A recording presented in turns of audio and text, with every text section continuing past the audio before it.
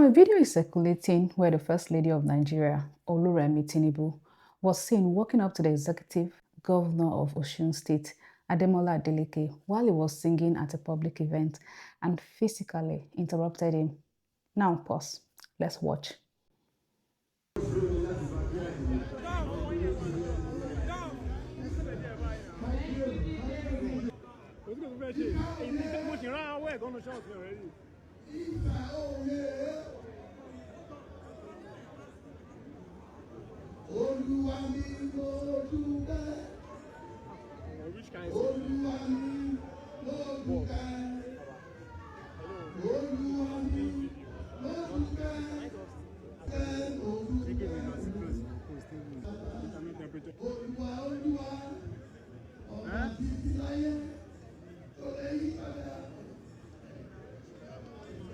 Now, whether you like singing or not, this is not about entertainment. This is about power, boundaries, and constitutional order.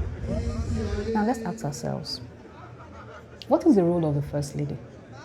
Let's start with facts. The office of the First Lady is not a constitutional office. It is a social, ceremonial, and advocacy-based role.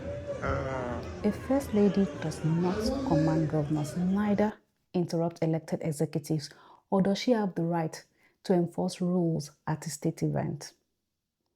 At the very least, she does not even have the right to issue public corrections to constitutional office holders. So let's be clear. First Lady has influence, but she has no constitutional authority over a governor. Just for emphasis, an executive governor is the chief security officer of the state. He is the head of the state executive, the controller of the state resources, and most importantly, the direct product of the people's mandate.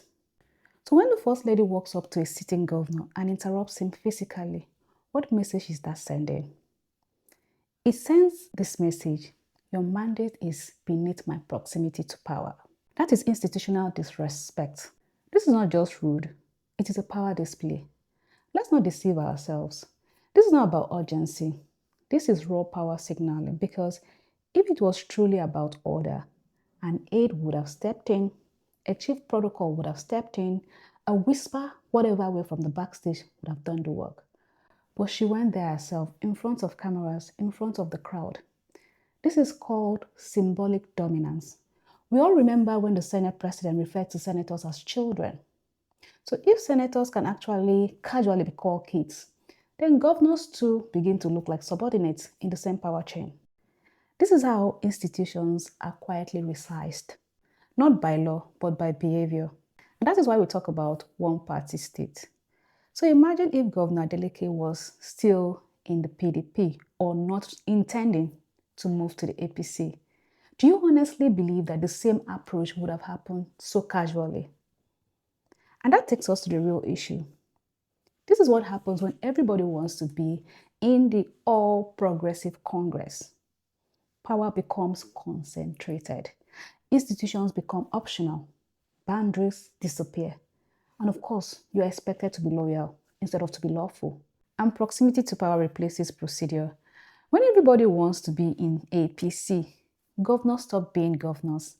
They become subordinates waiting for approval. And that is dangerous to democracy. So the question is, did the First Lady have any right to do that? Morally, no. Politically, no. Constitutionally, absolutely not. Even if that event was poorly organized, even if the timing was wrong, even if the governor violated a schedule, there is a chain of power, there's a chain of command, there is protocol line, there is democratic order. You cannot break that order because you are close to the president. This is why Nigeria must pay attention, because power is greedy. Once it realizes there's no resistance, it expands.